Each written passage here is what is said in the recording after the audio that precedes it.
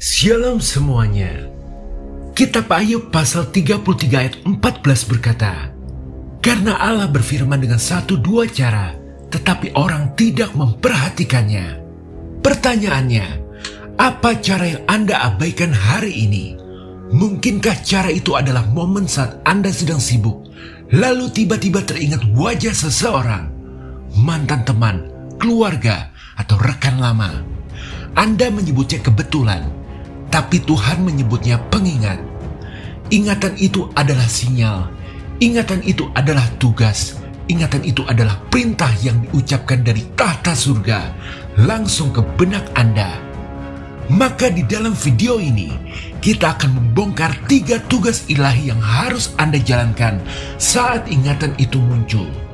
Bersiaplah, karena setelah ini Anda tidak akan pernah lagi menganggap remeh sebuah lamunan. Haleluya, amin. Poin pertama, beban doa, panggilan Roh Kudus yang tak boleh Anda abaikan.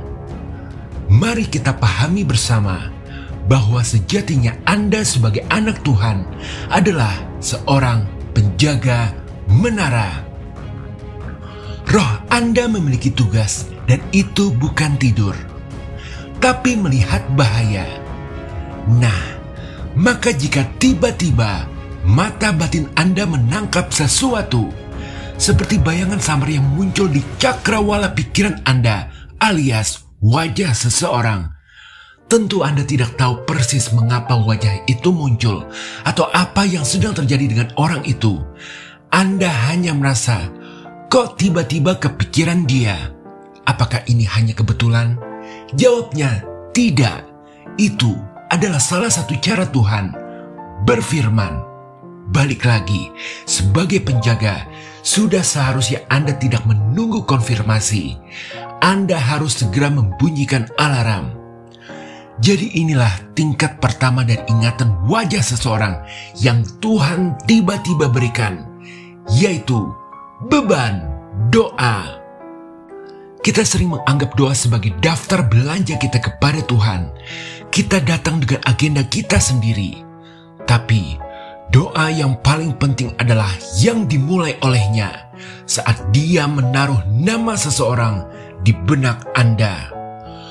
Tuhan sedang meminta Anda untuk menjadi perisai doa bagi orang itu.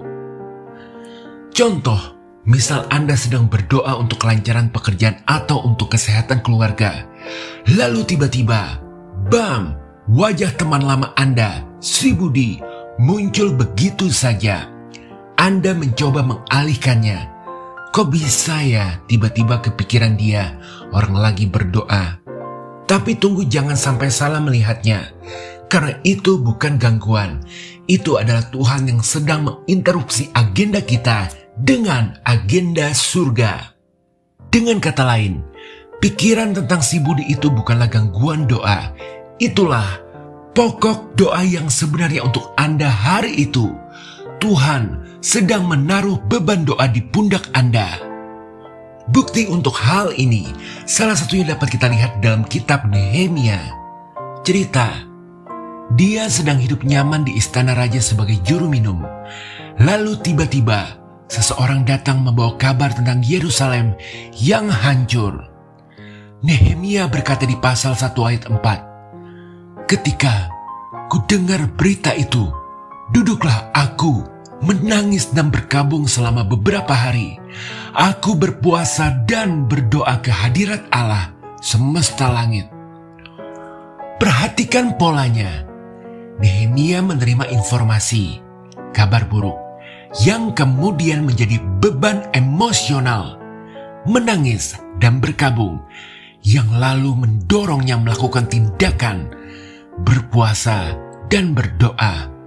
Ini adalah pola kenabian. Maka bagaimana jika ingatan yang Tuhan berikan kepada kita adalah versi modern dari kabar buruk yang diterima Nehemia? Tuhan tidak mengirim utusan dari Yerusalem. Dia cukup menjentikkan ingatan langsung ke pikiran kita. Orang yang Anda ingat itu mungkin sedang berada dalam bahaya, keputusasaan, atau diambang keputusan yang salah. Anda adalah Nehemia modern yang dipanggil untuk berdiri celah baginya. Luar biasa. Jadi apa yang sebenarnya harus kita lakukan? Contoh, saat wajah seseorang tiba-tiba itu muncul saat Anda sedang menyikat gigi, jangan langsung diabaikan. Berhenti sejenak. Anggap itu sebagai notifikasi spiritual, semacam WA dari Roh Kudus. Anda tidak perlu langsung menelponnya dan berkata, "Hei, barusan saya dapat wangsit tentang kamu." Itu malah aneh. Cukup lakukan ini. Sebut namanya di hadapan Tuhan. Katakan, "Tuhan, saya tidak tahu ada apa dengan orang ini, tapi Engkau tahu.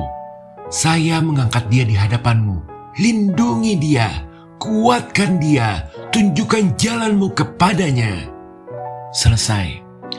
Anda sudah melakukan tugas Anda sebagai penjaga menara. Dan jika Anda bertanya-tanya, mengapa Tuhan memilih Anda yang super sibuk ini untuk mendoakannya? Ya, mungkin karena pendoa profesional lainnya sedang sibuk. Jadi Tuhan memberikan tugas ini kepada kita, para amatir. Tuhan memang selalu memilih yang tulus. Nah sekarang, berdoa untuk seseorang adalah tindakan yang mulia dan sangat penting.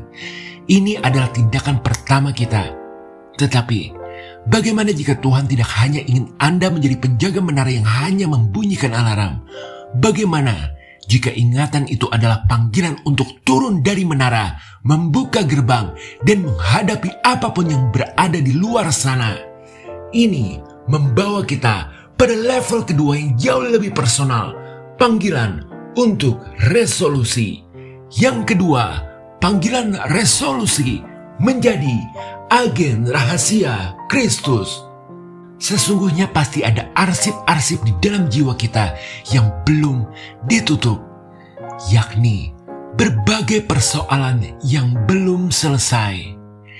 Kadang Tuhan meniup debu dari salah satu arsip itu dan membukanya kembali, bukan untuk menyakiti kita, tapi untuk menyembuhkannya secara tuntas. Kita suka sekali menganggap masa lalu sebagai sesuatu yang sudah lewat. Moto kita, move on. Namun, arsip-arsip itu membuktikan sebaliknya. Ada luka-luka yang kita pendam, janji yang terlupakan, ucapan terima kasih yang tidak terkirim, dan permintaan maaf yang tersangkut di tenggorokan. Maka ingatan yang tiba-tiba muncul tentang seseorang sering bukan tentang masa lalu mereka, tapi tentang hutang roh kita di dalam neraca jiwa. Tuhan tidak ingin kita hidup dengan arsip-arsip yang belum diselesaikan ini. Sebab hidup dengan arsip-arsip yang belum selesai itu sama seperti menjalankan terlalu banyak aplikasi di ponsel. Ia menguras energi roh kita tanpa kita sadari. Bukti penjelasan ini dapat kita ketahui dengan memperhatikan instruksi Tuhan Yesus yang sangat tajam dalam Matius 5 ayat 23-24. Dia berkata, "Sebab itu, jika engkau mempersembahkan persembahanmu di atas mezbah, dan engkau teringat akan sesuatu yang ada di dalam hati saudaramu terhadap engkau, tinggalkanlah persembahanmu di depan mezbah itu, dan pergilah berdamai dahulu dengan saudaramu." Perhatikan kata kuncinya, teringat. Ketahuilah, teringat. Yang Yesus maksudkan adalah hasil pekerjaan aktif Roh Kudus. Itu bukan sekedar nostalgia. Itu adalah sebuah komunikasi dari Tuhan yang memberitahu kita bahwa ibadah vertikal kita kepada Tuhan sedang terblokir oleh relasi horizontal yang rusak. Tuhan pada dasarnya berkata, "Penyembahanmu bisa menunggu. Pergilah dan sembuhkanlah hubungan itu. Itu lebih mendesak bagiku saat ini." Jadi, saat wajah seseorang yang pernah Anda sakiti hatinya itu tiba-tiba muncul di pikiran, itu bukanlah sekedar kangen. Sepertinya Tuhan sedang menyenggol Anda dan berkata, "Hei, urusan kalian belum selesai tuh." Maka apa yang harus dilakukan? Anda tidak perlu langsung datang ke rumahnya, bawa parcel buah, dan menangis terseduh-seduh. Itu terlalu dramatis. Itu level sinetron. Mulailah dengan langkah kecil yang tulus. Kirim pesan singkat. Hai, tiba-tiba teringat kamu. Aku cuma mau bilang, aku minta maaf atas kejadian waktu itu. Semoga kamu baik-baik saja. Memang canggungnya luar biasa. Rasanya lebih mudah menghadapi macan daripada menekan tombol kirim. Tapi lebih baik canggung selama 5 menit daripada membawa beban roh selama 5 tahun lagi. Namun, bagaimana jika dia tidak bisa dihubungi atau pesan Anda tidak direspons? Disinilah kerendahan hati Kristus memegang peran sentral. Tidak semua arsip dapat ditutup melalui interaksi fisik. Ada arsip yang harus diselesaikan di hadapan Tuhan, di dalam bilik hati kita sendiri. Jika pintu komunikasi tertutup, prioritas kita beralih dari mendapatkan pengampunan darinya menjadi mengembangkan hati yang layak diampuni. Mengembangkan kerendahan hati seperti Kristus berarti mengakui kesalahan kita sepenuhnya tanpa mengharapkan balasan, pembenaran, atau pengakuan dari pihak lain. Ini adalah pengampunan sepihak. Artinya, melepaskan hak kita untuk membenarkan diri sendiri atau menunggu orang lain berubah. Dengan begitu, kita menyelesaikan hutang roh kita sendiri. Mendoakan kedamaian bagi orang tersebut, bahkan jika kita merasa sakit atau diabaikan, itu adalah inti dari kasih yang tak bersyarat.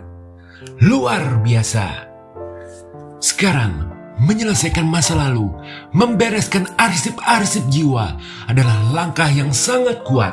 Itu membersihkan jalan bagi Tuhan untuk bekerja. Tetapi ada level ketiga, level yang paling menakutkan sekaligus paling mulia. Bagaimana jika ingatan itu bukan tentang masa lalu dan bukan hanya tentang mendoakan masa depan? Bagaimana jika ingatan itu adalah surat panggilan tugas Anda untuk hari ini? Poin ketiga, panggilan kenabian Anda adalah jawabannya. Kita sering berdoa, Tuhan, kirimkanlah bantuan. Kita jarang sekali bertanya, Tuhan, apakah aku adalah bantuan yang perlu Engkau kirim? Peran kita sebagai orang percaya seringkali berhenti di pendoa. Kita mendoakan orang kekurangan, orang sakit, orang yang tersesat. Itu bagus, itu penting, tapi itu juga sangat aman. Kita tidak perlu beranjak dari sofa kita yang nyaman. Konsep panggilan kenabian personal ini datang untuk merusak zona nyaman itu. Tuhan tidak hanya mencari intercessor atau pendoa syafaat. Dia sedang mencari responder, penanggap. Ingatan tentang seseorang yang muncul terus-menerus bisa jadi adalah jawaban Tuhan, bukan atas doa Anda, melainkan atas doa orang lain. Anda adalah bagian dari jawaban itu. Anda dipanggil menjadi nabi. Kisah Ananias dalam Kisah Para Rasul 9 adalah contoh yang paling jelas. Tuhan berfirman pada Ananias dalam penglihatan untuk pergi menemui Saulus, pembunuh orang Kristen yang paling ditakuti. Reaksi pertama Ananias sangat manusiawi, ketakutan. Tuhan, aku telah mendengar dari banyak orang tentang orang ini, betapa banyaknya kejahatan yang dilakukannya. Tapi Tuhan menegaskan, pergilah, sebab orang ini adalah alat pilihan bagiku. Artinya, Ananias tidak sedang iseng berdoa untuk Saulus. Dia sedang menjalani hidupnya seperti biasa. Tapi Tuhan menginterupsi Ananias dengan sebuah ingatan dan perintah. Karena di tempat lain, Saulus yang buta sedang berdoa memohon pertolongan. Tuhan bisa menghubungkan kebutuhan seseorang dengan sumber daya orang lain. Ingatan yang Anda terima bisa jadi adalah sisi Ananias dari sebuah dialog ilahi alias doa orang lain yang tidak Anda sadari. Contoh, saat Anda tiba-tiba teringat teman Anda yang baru saja di PHK, mungkin level 1 adalah mendoakannya. Level 2 adalah memastikan tidak ada urusan yang belum selesai di antara kalian. Tapi level 3 adalah bertanya, Tuhan, apakah Engkau mau aku mentraktirnya makan siang hari ini? Ini menakutkan karena ini butuh pengorbanan, waktu, uang, tenaga. Tapi ingat, tidak semua ingatan adalah panggilan level 3. Kita butuh hikmat untuk membedakannya. Tapi kita harus punya keberanian untuk bertanya. Mungkin Tuhan hanya ingin Anda mengirimkan link video khotbah yang itu atau yang ini. Atau mungkin hanya secangkir kopi. Tenang saja, Tuhan jarang sekali langsung menyuruh Anda menjual mobil Anda atau barang berharga Anda. Biasanya, Dia mulai dari hal-hal kecil dan tidak mungkin melebihi kesanggupan. Jadi, dari seorang penjaga menara menjadi seorang juru damai, hingga menjadi seorang utusan. 3 level panggilan ini tersembunyi di balik sebuah ingatan sederhana. Pertanyaannya sekarang, apa inti semuanya ini? Dari video ini kita harus terus mengingat, bila mana suatu saat sebuah wajah melintas di pikiran Anda, meski di tengah kesibukan, jangan langsung mengabaikannya sebagai kebetulan.